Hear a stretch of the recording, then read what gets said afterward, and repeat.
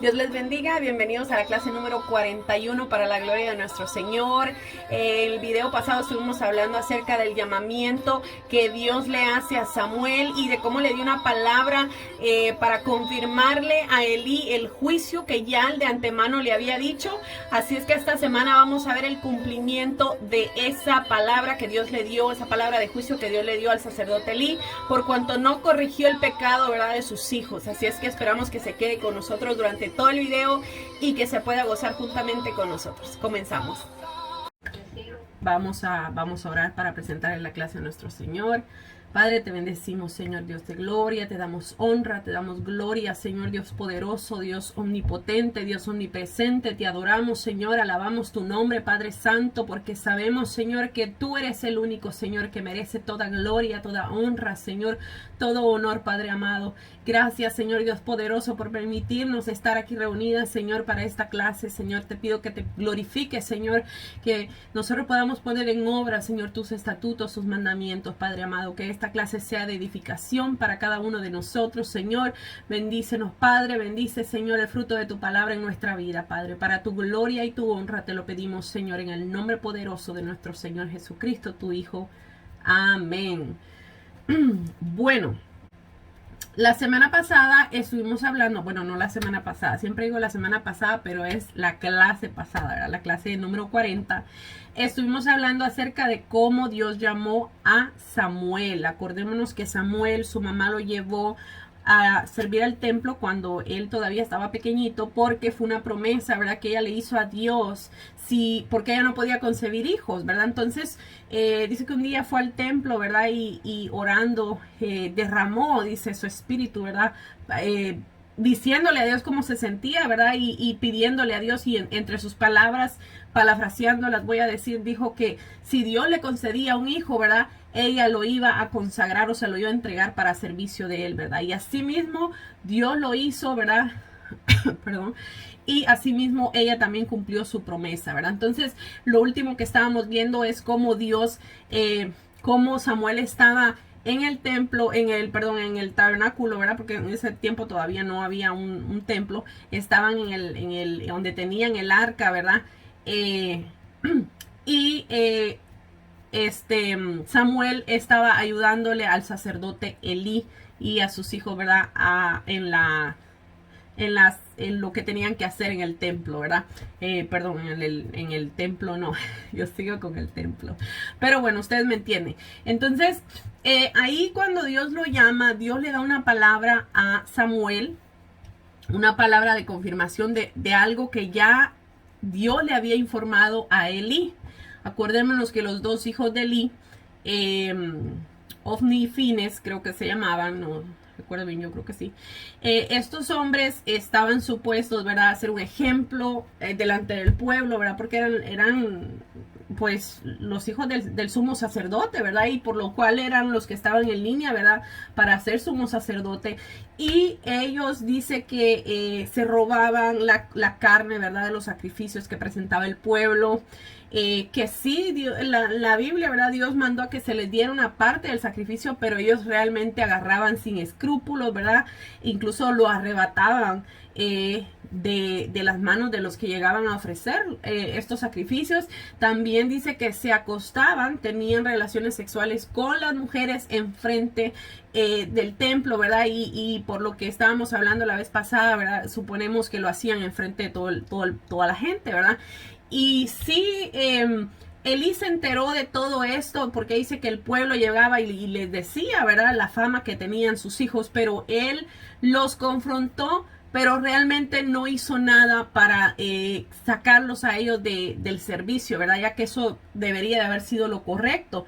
Entonces Dios le manda una palabra de juicio con un hombre y le dice, ¿verdad?, que en un día sus hijos iban a morir y que ninguno de su casa, ¿verdad?, iba a prevalecer, ¿verdad?, y que iba a llegar a viejo incluso, sino que el Señor los iba a quitar de ahí, ¿verdad? Entonces, cuando el Señor llama a Samuel, le da una palabra de confirmación de lo que ya el Señor le había hablado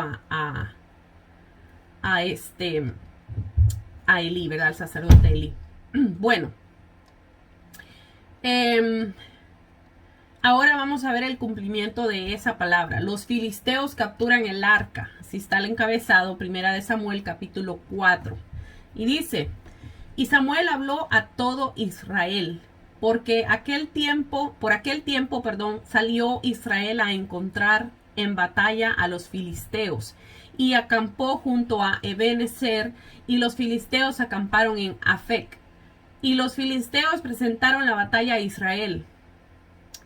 Y trabándose el combate, Israel fue vencido delante de los filisteos, los cuales hirieron en la batalla el campo como a 4,000 hombres, imagínense. Durante la época de los jueces, ¿verdad? Los filisteos habían emigrado a la costa de Judea y se constituyeron una amenaza para Israel. Y los filisteos estaban amenazando ahora, ¿verdad?, este territorio central. Dice, cuando volvió el pueblo del campamento, los ancianos de Israel dijeron, ¿por qué nos ha herido hoy Jehová delante de los filisteos? Traigamos a nosotros de Silo el arca del pacto de Jehová, para que viniendo entre nosotros nos salve de la mano de nuestros enemigos. Los israelitas se preguntaron, ¿verdad?, por qué Dios había permitido que los derrotaran, los filisteos, ¿verdad? Y asociaban el arca del pacto con la presencia de Dios en medio de ellos, así que suponían que al llevar, ¿verdad?, esta arca al campo de batalla, Dios les iba a dar la victoria, ¿verdad? Pero como ya lo habíamos hablado, no podían ellos, ¿verdad?, ver al arca como un símbolo o un amuleto de la buena suerte, ¿verdad? Porque Dios no funciona así, Dios no trabaja así, ¿verdad? Dice, y envió el pueblo a Silo y trajeron de allá, el arca del pacto de Jehová de los ejércitos que moraba entre los querubines, y los dos hijos de Elí, Ofni y Fines, estaban ahí con el arca del pacto. Bueno, aquí están los dos muchachos, ¿verdad? Los que habían pecado grandemente contra Jehová, por los cuales iba a venir juicio, no solamente para ellos, sino para el pueblo también, ¿verdad? Porque ya vimos que dice que cayeron como 4,000 hombres en aquella batalla, y esto era producto de la mala conducta, ¿verdad? Primeramente de los líderes, ¿verdad? Y también del pueblo, porque el pueblo, tener esta clase de líderes, el pueblo se desenfrenaba. De por sí ya estaban desviados, imagínense ahora teniendo líderes de esta calaña, pues el pecado iba en aumento, ¿verdad? Entonces los hijos de Elí, Ofni y Fines eran los que habían pecado grandemente contra Jehová, así que aunque ellos estuvieran con el arca, ¿verdad?, que simbolizaba la presencia de Dios, ya Dios los había abandonado a causa de su gran pecado, ¿verdad? Y estos hombres pues eran los menos indicados de llevar el arca. El arca no podía ser transportada por cualquier gente. El arca debía ser llevada por los levitas, ¿ok?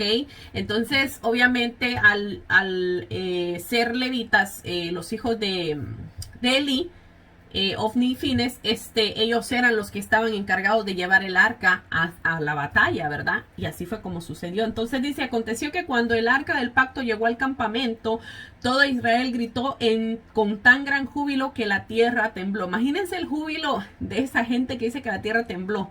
Pero obviamente la tierra tembló, ¿verdad? Porque Dios la hizo temblar, ¿verdad? Porque ellos se regocijaron de tal manera que había llegado el arca.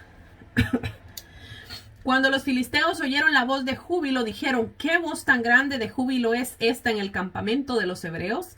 Y supieron que el arca de Jehová había sido traída al campamento. Y los filisteos tuvieron miedo porque decían, ha venido Dios al campamento. Y dijeron, ay de nosotros, pues antes de ahora no fue así. Ay de nosotros, ¿quién nos librará de la mano de los dioses poderosos? Estos son los dioses que hirieron a Egipto en toda plaga en el desierto. Bueno, aquí están los filisteos ya con temor porque escucharon el estruendo, asimilaron que el arca del pacto había llegado, ¿verdad? Y tuvieron temor, ¿verdad? Entonces, tuvieron temor de la presencia de Dios porque ellos conocían lo que había pasado en Egipto. Entonces la frase, ¿verdad? Estos dioses poderosos que ellos dijeron, ¿verdad? Nos indica que los filisteos pensaban que los israelitas adoraban a muchos dioses. Y esto quizá, ¿verdad? Obviamente al ver la idolatría en la que Israel se había sumido con el pasar de los años, ¿verdad? Y aún con eso, ellos sabían lo que el Dios de Israel había hecho con los egipcios y temían por su vida. ¿Ok? Dice, esforzaos, oh filisteos, sed hombres, para que no sirváis a los hebreos como ellos os han servido a vosotros. Sed hombres y pelead. Estas palabras, ¿verdad? Nos sugieren que los filisteos controlaban a los israelitas, los tenían subyugados. Entonces temían perder esa autoridad que tenían sobre ellos, ¿verdad? Entonces dice, pelearon pues los filisteos e Israel fue vencido y huyeron cada cual a sus tiendas y fue hecha muy gran mortandad. Después cayeron de Israel 30,000 hombres de a pie. Imagínense lo que abarcó la matanza, ¿verdad? Que abarcó esta batalla. Dice, y el arca de Dios fue tomada y muertos los dos hijos de Elí, Ofni y Fines, ¿verdad? Tal como Dios le había dicho a Samuel, los hijos de Elí, Ofni y Fines murieron, ¿verdad? Y corrieron de la batalla corriendo, de la batalla un hombre de Benjamín, llegó el mismo día a Silo, rotos sus vestidos y tierra sobre su cabeza. Esto simboliza, ¿verdad? Un sentimiento de dolor. ¿Ok? Y dice, y cuando llegó, he aquí que Elí estaba sentado en una silla vigilando junto al camino, porque su corazón estaba temblando por causa del arca de Dios. Imagínense, estaba temblando porque el arca de Dios la habían sacado, ¿verdad? De ahí, puesto que era él el que tenía que estar a cargo del arca, ¿verdad? De vigilar, de que todo estuviera en orden.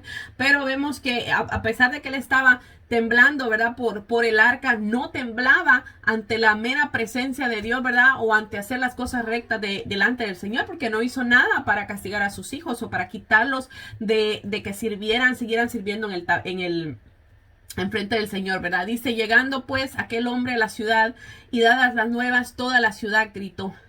Y cuando Elí oyó el estruendo de la gritería, dijo, ¿qué estruendo de alboroto es este? Y aquel hombre vino a prisa y le dio las nuevas, a Elí. Y era Elí ya de edad de 98 años y sus ojos se habían oscurecido de modo que no podía ver. Dijo pues aquel hombre a Elí, yo vengo de la batalla, he escapado hoy del combate. Y Elí dijo, ¿qué ha acontecido, hijo mío? Y el mensajero respondió diciendo, Israel huyó de delante de los filisteos y también fue hecha gran mortandad en el pueblo, y también tus dos hijos Ofni y Fines fueron muertos, y el arca de Dios ha sido tomada. Y aconteció que cuando él hizo mención del arca de Dios, Elí cayó hacia atrás de la silla al lado de la puerta y se desnucó y murió, porque era un hombre viejo y pesado, y había juzgado a Israel 40 años. Imagínense lo que le pasó. O sea, no, por lo que vemos, por lo que dice el texto, ¿verdad? No lo conmovió que la muerte de sus hijos, sino que hubiesen capturado el arca, ¿verdad? Eso fue lo que lo conmovió, lo que lo hizo, ¿verdad? Tambalear y caerse, finalmente desnucarse y morir, ¿verdad? Y dice, y aconteció que cuando él hizo, eso ya lo había leído. Y dice, y su nuera, la mujer de Fines, o sea, la nuera de Elí, ¿verdad? Que estaba encinta cercana al alumbramiento, oyendo el rumor de que el arca de Dios había sido tomada y muertos su suegro y su marido, se inclinó y dio a luz porque le sobrevinieron sus dolores de repente. Y al tiempo que moría le decían las que estaban junto a ella, no tengas temor, porque has dado a luz un hijo. Mas ella no respondió ni se dio por entendida. Y llamó al niño Icabod, diciendo, traspasada es la gloria de Israel por haber sido tomada el arca de Dios y por la muerte de su suegro y de su marido. Y Icabod significa ¿dónde está la gloria?, ¿verdad? Y sabemos, ¿verdad?, que el arca representaba, ¿verdad?, la Shekinah, la gloria de Dios, la presencia de Dios, ¿verdad? Dijo pues, traspasada es la gloria de Israel porque ha sido tomada el arca de Dios. O la nuera de Elí estaba tan consternada, ¿verdad? Y sobre todo porque los filisteos habían tomado el arca. El problema, ¿verdad?, es que los israelitas habían puesto su confianza, como ya les dije, en el objeto y no en el Dios verdadero, ¿verdad? Aunque el arca obviamente sí era un símbolo de la presencia de Dios y ya se había llevado a las batallas anteriormente, ¿verdad? Pero a este tiempo, ¿verdad?, la presencia de Dios se había retirado de en medio del pueblo a causa de la maldad, ¿verdad?, tanto del pueblo como de sus gobernantes, como ya lo vimos. Ahora vamos a pasar a Samuel 5, primera de Samuel 5, y el encabezado dice el arca en tierra de los filisteos. Dice, cuando los filisteos capturaron el arca de Dios, la llevaron desde Ebenezer a Asdod. Asdod era una de las 5 ciudades principales filisteas, ¿ok? Y dice, tomaron los filisteos el arca de Dios y la metieron en la casa de Dagón y la pusieron junto a Dagón. Dagón era un ídolo de Canaán y Mesopotamia y era originalmente un dios de la agricultura o de la tormenta, ¿verdad? Pero los filisteos lo adoptaron como su dios principal. Entonces dice que al colocar, bueno, o más bien se cree, ¿verdad? Que al colocar el arca al lado de Dagón, quizá la pusieron ahí como un trofeo de guerra, ¿verdad? Para que fueran mirados por el pueblo, ¿verdad? Dice el verso 3, y cuando al siguiente día los de Asdod se levantaron de mañana, he aquí que Dagón postrado en tierra delante del arca de Jehová, y tomaron a Dagón y lo volvieron a su lugar. Y volviéndose a levantar de mañana el día siguiente, he aquí que Dagón había caído postrado en tierra delante del arca de Jehová, y la cabeza de Dagón y las 2 palmas de sus manos estaban cortadas sobre el umbral, habiendo quedado a Dagón el tronco solamente. Fíjense esto. La cabeza y las manos de la estatua estaban cortadas, ¿verdad? Lo que sugiere que no fue un accidente, no fue que alguien la empujó. Y tal como una caída o algo semejante, ¿verdad? No había sido eso, ¿verdad? Sino que Dios la cortó para demostrar su poder sobre todo Dios, ¿verdad? Inventado por estos hombres. Y aunque Dios ya había permitido que Israel fuera vencido en batalla, ¿verdad? Y aunque los filisteos pensaran que el Dios de Israel no tenía más poder, ¿verdad? Porque no había librado a Israel, Dios iba a mostrarle a los filisteos que Él era real y que su poder iba por encima de lo que ellos creían. Imagínense el contraste. Ahora hace unos días, no sé cuántos vieron la noticia de que ahí en las Islas Canarias, si no estoy mal, un volcán estaba haciendo erupción. Y hay unos videos donde se ve a la gente sacando, a la gente de la religión popular, sacando estas estatuas de estos santos, ¿verdad? Los cuales llaman santos, y arriesgando sus propias vidas para salvar estas estatuas, ¿verdad? Imagínense, estas estatuas no tienen ningún poder, y lo estamos viendo en este pasaje que está aquí. Porque si estas estatuas tuvieran poder, se podrían no solamente salvar ellas mismas, sino salvar al pueblo, en vez de que el pueblo las tenga que salvar a ellas, ¿verdad? En este caso estamos viendo aquí, estaba el arca de Jehová a la par de una de estas estatuas de estos dioses que esta gente adoraba, y Dios hizo la diferencia. Dios, ¿verdad? El arca aún demoraba la presencia de Dios, o era un símbolo, ¿verdad? Y esto obviamente lo sabían los filisteos, que era un símbolo de la presencia de Dios. Dios hizo que esa estatua se fuera cortada, más bien Dios la cortó, ¿verdad? Para que ellos vieran que Él tenía poder. Pero esas estatuas, por mucho que ellos las adoraran, por mucho que ellos las idolatraran, no tenían ningún poder y no podían defenderse. Como la misma palabra lo dice, tienen ojos y no ven, tienen oídos y no escuchan, ¿verdad? Tienen boca y no pueden hablar. ¿Por qué? Porque son cosas creadas de la gente, no proviene de Dios. ¿Ok? Dice el verso 5, por esta causa los sacerdotes de Dagón y todos los que entran en el templo de Dagón no pisan el umbral de Dagón en Asdod hasta hoy. Y se agravó la mano de Jehová sobre los de Asdod, y los destruyó y los hirió con tumores en Asdod y en todo su territorio. Fíjense que no solamente abarcó un ataque contra esta estatua muda, ¿verdad? De yeso que no servía para nada, sino que también fueron atacados los que la adoraban. Dice con tumores. Imagínense, y dice, y viendo esto los de Asdod dijeron, no quede con nosotros el arca de Dios de Israel, porque su mano es dura sobre nosotros y sobre nuestro Dios Dagón. Imagínense, esta gente reconocía, ¿verdad? Que porque ellos habían capturado el arca, les había sobrevenido eso, y es increíble, ¿verdad? Que Dios muestra su poder y que ni aún así esta gente se arrepintió de su maldad y se volvió a Dios, porque yo me imagino, imagínense, estás adorando una estatua, ves que viene el Dios Todopoderoso, la derriba encima, castiga al pueblo, y en vez de decir, ¿sabes qué? Este es el verdadero Dios, vamos a seguirlo a Él, siguen en su idolatría, ¿verdad? Y lo único que quieren hacer es deshacerse del arca. Dice, convocaron pues a todos los príncipes de los filisteos y le dijeron, ¿qué haremos del arca del Dios de Israel? Y ellos respondieron, pasen el arca del Dios a Gat. Y pasaron allá el arca del Dios de Israel. Y aconteció que cuando la habían pasado, la mano de Jehová estuvo contra la ciudad con gran quebrantamiento y afligió a los hombres de aquella ciudad desde chico hasta el grande y se llenaron de tumores. También les pasó lo mismo, ¿verdad? Entonces enviaron el arca de Dios a Ecrón, y cuando el arca de Dios vino a Ecrón, los ecronitas dieron voces diciendo, han pasado a nosotros el arca del Dios de Israel para matarnos a nosotros y a nuestro pueblo. Y enviaron y reunieron a todos los príncipes de los filisteos diciendo, enviad el arca del Dios de Israel y vuélvase a su lugar y no nos mate a nosotros ni a nuestro pueblo, porque había consternación de muerte en toda la ciudad y la mano de Dios se había agravado allí.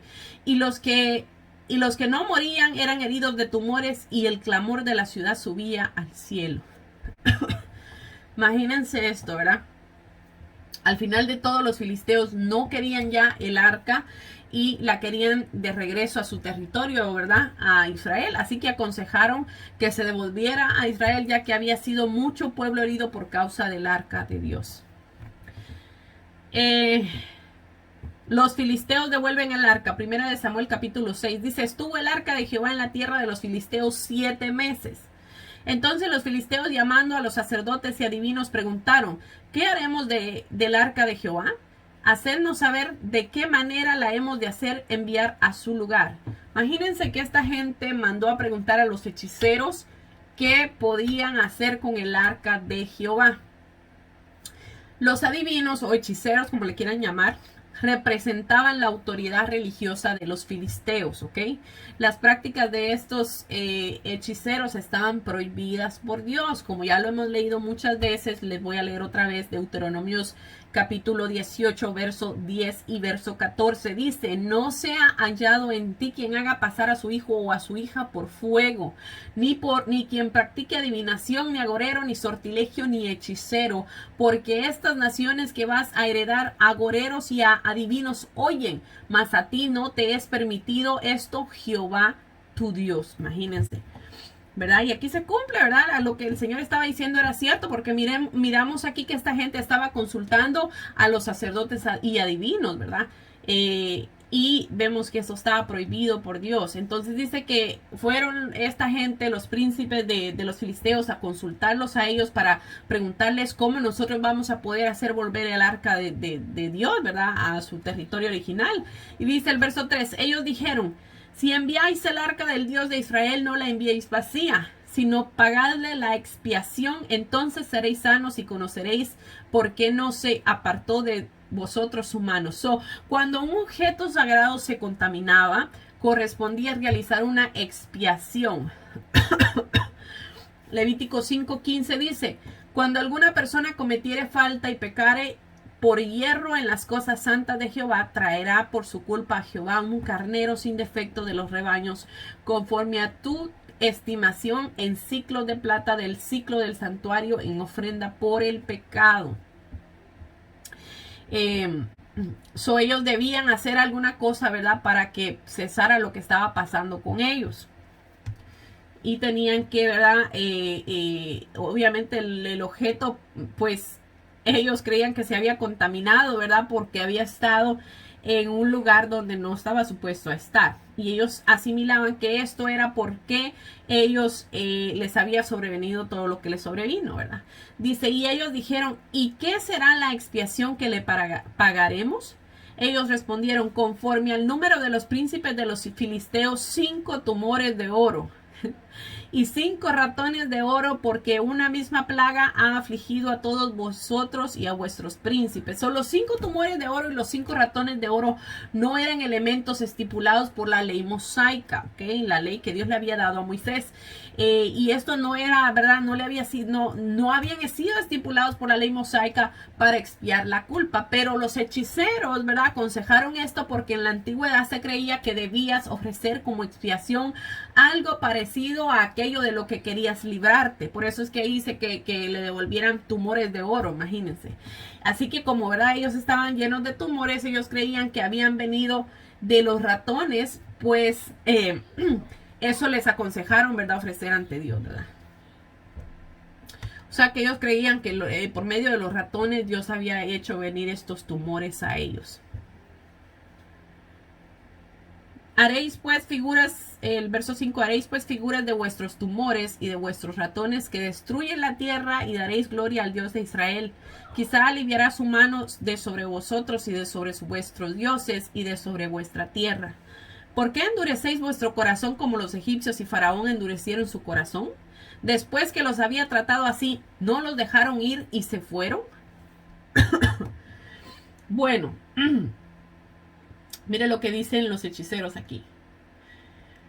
Que porque les estaba preguntando al pueblo era porque ustedes endurecieron su corazón. Así como lo hicieron los egipcios y Faraón. Porque después de que los habían tratado mal, ¿verdad? No los querían dejar ir, pero anyway se fueron, ¿verdad? Como quiera se fueron. ¿Por qué? Porque la mano poderosa vino sobre los egipcios con plagas, ¿verdad? Y finalmente dejaron salir a los israelitas. Entonces los filisteos conocían la historia de Israel, así que los adivinos, ¿verdad?, le aconsejaron que se arrepintieran, que aprendieran la lección más rápido de lo que habían hecho los egipcios para que no pasaran por más plagas, porque ellos consideraban, ¿verdad?, que esto era una plaga. Dice el verso 7, haced pues ahora un carro nuevo y tomad luego 2 vacas que críen, a las cuales no haya sido puesto yugo. Y uncid las vacas al carro y haced volver sus becerros de detrás de ellas a casa. Tomaréis luego el arca de Jehová y la pondréis sobre el carro, y las joyas de oro que habéis de pagar en ofrenda por culpa, las pondréis en una caja al lado de ella y la dejaréis que se vaya.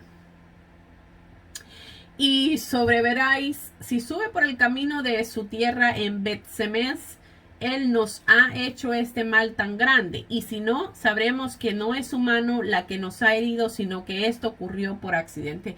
A ese punto todavía estaban dudando, ¿verdad?, si era Dios el que había traído esa plaga, esos tumores, ese castigo o no, ¿verdad? Entonces pusieron ellos como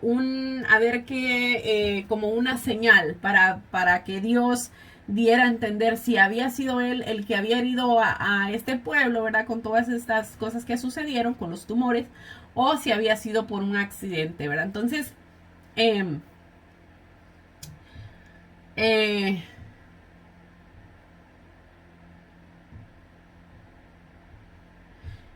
como aquí decía, ¿verdad?, que tendrían que poner 2 vacas, una que estuvieran criando, ¿verdad? O sea, que acabaran de tener un ternerito, ¿verdad? Y a las cuales nunca habrían entrenado para trabajar. O sea, haberles puesto un yugo, ¿verdad? O sea, que las hubieran, como por decirlo, amansado, amaestrado, ¿verdad? De alguna manera. Y hubiese sido algo imposible, ¿verdad?, que las vacas sin amaestrar tiraran coordinadamente del carro que les habían puesto y dejaran a sus crías. O sea, era algo imposible, ¿verdad? Casi imposible que una vaca recién parida dejara a su cría y se fuera, ¿verdad? Y también casi que era imposible que ellas supieran qué hacer cuando les pusieran las cosas para jalar los carros, ¿verdad? Porque ellas no estaban acostumbradas. Por lo que dice aquí, que tendrían que ser unas que estaban recién paridas y que no estaban acostumbradas a esto. Entonces, por lo tanto, ¿verdad?, si las vacas lograban tirar del carro e irse y dejar atrás a sus crías, ellos iban a saber que esto había sido obra de Dios. Dale, pareciera ser que le estaban pidiendo algo imposible a Dios, pero para Dios esto era nada, ¿verdad? Porque Dios podía demostrar lo que Él quisiera, cuando Él quisiera y como Él quisiera, ¿verdad? Dice, y aquellos hombres lo hicieron así, tomando 2 vacas que criaban, las uncieron al carro y encerraron en casa sus becerros. Luego pusieron el arca de Jehová sobre el carro y la caja con los ratones de oro y las figuras de sus tumores. Y las vacas se encaminaron por el camino de Bet-Semes y seguían camino recto, andando y bramando sin apartarse ni a derecha ni a izquierda, y los príncipes de los filisteos fueron tras ellas hasta el límite de Bet-Semes.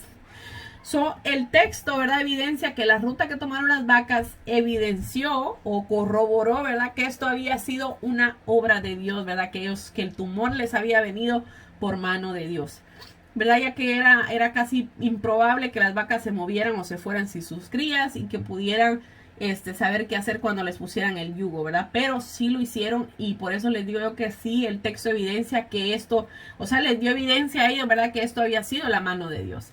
Dice el verso 13, y los de Bet-Semes segaban el trigo en el valle y alzando los ojos vieron el arca y se regocijaron cuando la vieron. Y el carro vino al campo de Josué de Bet-Semes y paró ahí, donde había una gran piedra. Y ellos cortaron la madera del carro y ofrecieron las vacas en holocausto a Jehová. Y los levitas bajaron el arca de Jehová y la caja que estaba junto a ella, en la cual estaban las joyas de oro, y las pusieron sobre aquella gran piedra. Y los hombres de Bet-Semes sacrificaron holocaustos y edificaron sacrificios a Jehová en aquel día. Bet-Semes era una ciudad asignada para los levitas, según lo podemos ver en Josué 21:16. Dice, cuando vieron esto, los 5 príncipes de los filisteos volvieron a Ecrón el mismo día. Estos fueron los tumores de oro que pagaron los filisteos en expiación a Jehová. Por Asdod 1, por Gaza 1, por Ascalón 1, por Gad 1, por Ecrón 1. Uno por cada ciudad que había sido afectada por los tumores, ¿verdad? Y dice, y los ratones de oro fueron conforme el número de todas las ciudades de los filisteos pertenecientes a los 5 príncipes. Así que las ciudades fortificadas como las aldeas sin muro, la gran piedra sobre la cual pusieron el arca de Jehová está en el campo de Josué de Bet-Semes hasta hoy día. Entonces Dios hizo morir, imagínense, llevan el arca al territorio, a una ciudad levita, que eran los levitas los que deberían transportar el arca, ¿verdad? La llevan ahí, dice, entonces Dios hizo morir a los hombres de Bet-Semes porque habían mirado dentro del arca de Jehová. Hizo morir el pueblo a 50,070 hombres y lloró el pueblo porque Jehová lo había herido con tan gran mortandad. Bueno, cualquiera diría, ¿y qué pasó aquí, verdad? Bueno, eran israelitas, eran levitas, estaban supuestos a que ellos eran los que podían cargar el arca. Entonces, suponiendo, ¿verdad? Ya que el arca estaba en las manos correctas donde debería estar. Pero los levitas tendrían que haber cubierto el arca y lo antes posible, ¿verdad? Y haberla tratado con más reverencia, ya que el texto, ¿verdad? Refiere que algunos miraron de manera impetuosa o irrespetuosa el arca, porque ahí dice por cuanto miraron adentro del arca, habían cosas que no podían ellos, aunque fueran sacerdotes, hacer, ¿verdad? Y ya vemos que también Dios castigó a los enemigos de Israel, a los enemigos de su pueblo, pero también castigó a su pueblo. ¿Por qué? Porque no estaban haciendo las cosas correctamente como las debían de hacer, como Él las había estipulado. Entonces, dice, y dijeron los de Bet-Semes, ¿quién podrá estar delante de Jehová, el Dios Santo? ¿A quién subirá desde nosotros? Y enviaron mensajeros a los habitantes de Kiriat Jearimim, diciendo, los filisteos han devuelto el arca de Jehová, descended pues y llevadla a vosotros. Kiriat Jearim era una ciudad del territorio de Judá. Y los filisteos enviaron el arca a esta ciudad en vez de enviarla a Silo, porque tal vez habían, ¿verdad?, arrasado con aquella ciudad después, aquella ciudad, ¿verdad? Porque si nos acordamos, ahí era donde estaba el arca y ahí fue donde la capturaron, ¿verdad?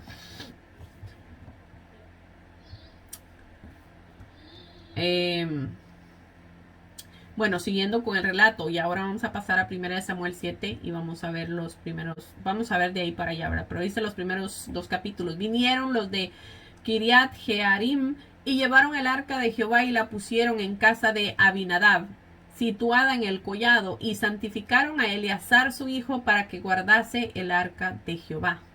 Desde el día que llegó el arca a Kiriat Jearim, pasaron muchos días, 20 años, y toda la casa de Israel lamentaba en pos de Jehová. Imagínense, 20 años habían pasado desde que devolvieron el arca y la tenían en la casa de este hombre, ¿verdad? Y dice que habían santificado a su hijo Eleazar para que guardase el arca de Jehová. Obviamente tendría que haber sido un levita, ¿verdad? Bueno, siguiendo en el mismo 1 Samuel capítulo 7, el encabezado dice Samuel, juez de Israel. Lo que vimos en el capítulo anterior nos demuestra a nosotros, ¿verdad? Que el poderío y la soberanía de Dios está por encima de todo, ¿verdad? Que Dios realmente, aunque sea su pueblo, ¿verdad? Él cuando tiene que castigar, Él castiga, ¿verdad? Y también fue un recordatorio para los enemigos de Israel, ¿verdad? Que con el Dios Todopoderoso no se puede jugar, no hay Dios como Él, ¿verdad? Y también les demostró que no había nadie como Él, ¿verdad? Incluso por encima de los dioses a los que ellos adoraban, ¿verdad? Bueno, Samuel, juez de Israel. Acordémonos que Samuel a este tiempo, ¿verdad? El que era el juez o el líder en aquel tiempo era Elí. Pero en este caso Elí ya había muerto, ¿verdad? Entonces ahora vemos la nueva faceta de Samuel como un juez de Israel. Y en este caso Samuel fue el último de los jueces en Israel, porque después de Samuel vinieron los reyes, ¿ok? Primera de Samuel 7, vamos a ver del verso 3 al 17, y dice: Habló Samuel a toda la casa de Israel diciendo: si de todo vuestro corazón os volvéis a Jehová, quitad los dioses ajenos y a Astarot entre vosotros, y preparad vuestro corazón a Jehová, y solo a él servid, y os librará de la mano de los filisteos. Imagínense cómo empieza esto. Es que es increíble cómo Dios hace mención una vez y otra vez de algo tan básico y algo tan importante como esto. Le está diciendo al pueblo: quiten los dioses ajenos. Y a Astarot, que era a la que ellos adoraban, era una diosa que ellos adoraban, dice: quítenlos de entre vosotros y preparen vuestro corazón a Jehová. Y dice: y solo a él servid. Solo a él le podían servir, y os librará de la mano de los filisteos. Esto es algo básico, elemental, que yo creo que todo el mundo entiende si lo lee. Es a un solo Dios al que le tenemos que servir. No tenemos que ir a ninguna otra persona, ninguna otra deidad para nosotros tener salvación. Solamente a nuestro Señor Dios Todopoderoso, ¿verdad? Su Hijo Jesucristo, que dice que el Padre y el Hijo y el Espíritu son una sola persona, ¿verdad? Entonces nosotros no podemos salir fuera de ellos, no podemos ir a pedirle a nadie más, porque eso está prohibido por la Biblia. Lo hemos visto un montón de veces y lo seguimos viendo conforme vamos avanzando. Dios recalca una y otra vez, ¿verdad?, que esto no se debe de hacer, que no se puede adorar a cosas que los seres humanos han hecho, a dioses que los seres humanos han puesto, sino que solamente al Dios verdadero, que es Jehová, Dios de los ejércitos, y por medio de su Hijo Jesucristo es el único que nos puede llevar hasta el Padre, así como lo dijo la Biblia, ¿verdad? Como lo dice la Biblia, perdón. Así es que esta es una clara reseña, ¿verdad?, de todo eso que ya hemos hablado. Samuel estaba, ¿verdad?, asentándole o enseñándole, más bien dicho, al pueblo a que demostraran su arrepentimiento con hechos, ya que ellos se habían desviado, ¿verdad?, a adorar a todos estos dioses. Y él los estaba como enseñándole al pueblo, ¿verdad?, que demostraran su arrepentimiento con hechos, que honraran a Dios no solamente de palabras, ¿verdad? Sin duda los dioses ajenos incluían obviamente a Baal, que era el dios principal, ¿verdad?, el principal de los dioses de los cananeos, y venerado constantemente por Israel en los días de apostasía. Yo creo que lo vimos en el libro de los jueces.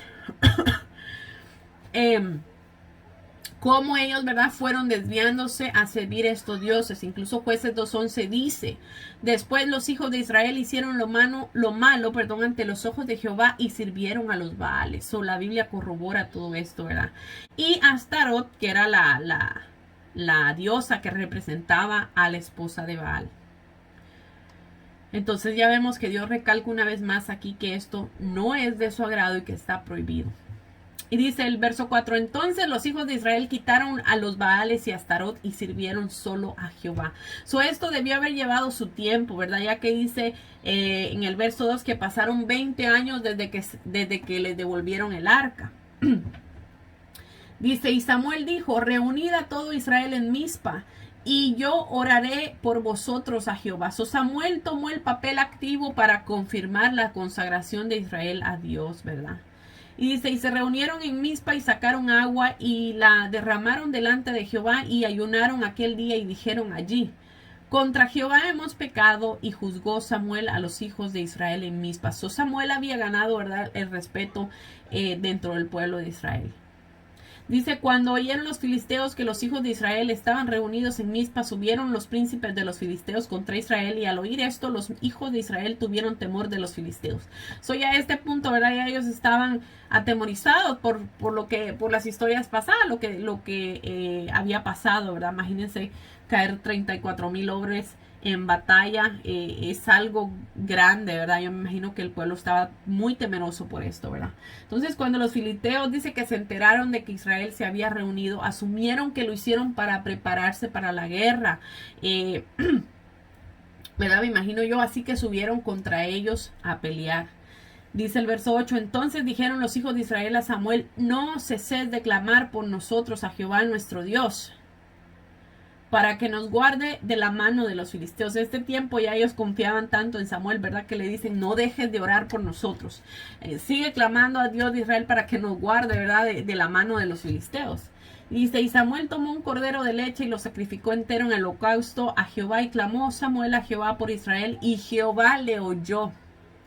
Y aconteció que mientras Samuel sacrificaba el holocausto, los filisteos llegaron para pelear con los hijos de Israel. Mas Jehová tronó aquel día con gran estruendo sobre los filisteos y los atemorizó, y fueron vencidos delante de Israel. Miren lo que pasa, ¿verdad? Cuando un hombre sincero, ¿verdad?, que dirigía bien al pueblo, ofrecía un holocausto, inmediatamente el Señor dice que Jehová lo oyó. Y dice que cuando los filisteos llegaron, hubo un gran estruendo, ¿verdad?, que tronó de tal manera que los filisteos se atemorizaron y se aturdieron, me imagino yo, y dice que fueron vencidos delante de Israel. Dice el verso 11, y saliendo los hijos de Israel de Mizpa, siguieron a los filisteos, hiriéndolos hasta abajo de Bet-Jar. Tomó luego Samuel una piedra y la puso entre Mizpa y Sen, y le puso por nombre Ebenezer, diciendo, hasta aquí nos ayudó Jehová. Ebenezer, ¿verdad?, significa hasta aquí nos ayudó Jehová. Ustedes pueden hacer que escuchen ministerios, Ebenezer de algunas iglesias o algo así que hayan ustedes escuchado. Esto es lo que significa, ¿verdad? Ebenezer significa hasta aquí Dios nos ha ayudado. Dice, así fueron sometidos los filisteos y no volvieron más a entrar en el territorio de Israel, y la mano de Jehová estuvo contra los filisteos todos los días de Samuel. Fíjense lo que dice la Biblia aquí, que mientras Samuel estuvo como cabeza de Israel, como el intermediario, por decirlo así, entre Dios y el pueblo, ¿verdad?, en aquel tiempo, porque ahora sabemos que el único intermediario entre Dios y nosotros es nuestro Señor Jesucristo, pero en aquel tiempo, ¿verdad?, en medio del pueblo de Israel, para mediar, ¿verdad?, con Dios y el pueblo, estaban los jueces, también estaban los sacerdotes, ¿verdad?, y los profetas. Entonces, dice que todo el tiempo que Samuel estuvo frente, ¿verdad?, al pueblo que lo lideró, Dios estuvo con ellos. Y la mano de Jehová estuvo contra los filisteos. Entonces Dios realmente respaldó el llamado que le hizo a Samuel. Dice, y fueron restituidos a los hijos de Israel las ciudades que los filisteos habían tomado a los israelitas, desde Ecrón hasta Gat, e Israel libró su territorio de mano de los filisteos, y hubo paz entre Israel y el amorreo. Imagínense cómo Dios honró, ¿verdad?, al liderazgo de este hombre. Y dice, y juzgó Samuel a Israel todo aquel tiempo que vivió. Y todos los años iba y daba vuelta a Betel, a Gilgal y a Mizpa, y juzgaba a Israel en todos estos lugares. Después volvió a Ramá, porque allí estaba su casa, y allí juzgaba a Israel, y edificó allí un altar a Jehová. El hecho de que Samuel hubiera edificado un altar aquí en Ramá refuerza la idea, ¿verdad?, que Silo había sido destruida, entonces tenían ellos que buscar otro lugar para levantarle un altar al Señor, ¿verdad? Sabemos que en Deuteronomio 12, verso 13 al 14 dice, cuídate de no ofrecer holocaustos en cualquier lugar que vieres, sino que en el lugar que Jehová escogiere en una de tus tribus, ahí ofrecerás tus holocaustos, y ahí harás todo lo que yo te mando. Vemos que no podían ellos ofrecer holocausto o levantar altares por aquí y por allá, sino que iba a ser donde Dios les dijera, ¿verdad? Entonces, como les decía, el hecho de que Samuel, un hombre, un líder de Dios, levantara un altar donde él vivía y no en la ciudad donde estaba antes, eso refuerza la idea, ¿verdad? Que esta ciudad de Silo había sido destruida en la batalla cuando los filisteos habían capturado el arca. Bueno, nos vamos a quedar hasta aquí porque en el pasaje que viene es muy largo. La semana que viene, si Dios permite, en el video que viene, vamos a ver cómo Israel le pide rey a Dios, ¿verdad? Ellos querían ya no ser gobernadas por el Dios Todopoderoso que se constituía como un rey para ellos, ¿verdad? Sino que ellos querían un rey, así como todas las demás naciones, ¿verdad? Tenían un rey, ellos querían también un rey que ellos pudieran, por decirlo de una manera, tocar tangiblemente, ¿verdad? Entonces vamos a dejar la clase hasta ahí, vamos a orar, vamos a darle gracias a nuestro Señor por todo este tiempo que nos permitió estar reunidos, ¿verdad? En esta clase.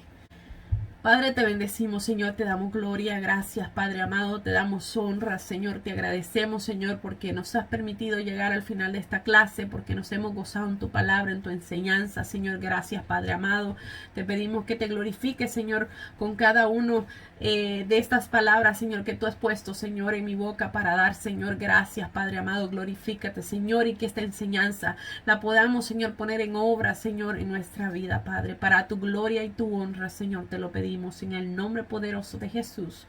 Amén. Bueno, que Dios me los bendiga, que Dios me los guarde y si Dios permite, nos vemos el sábado que viene. Adiós.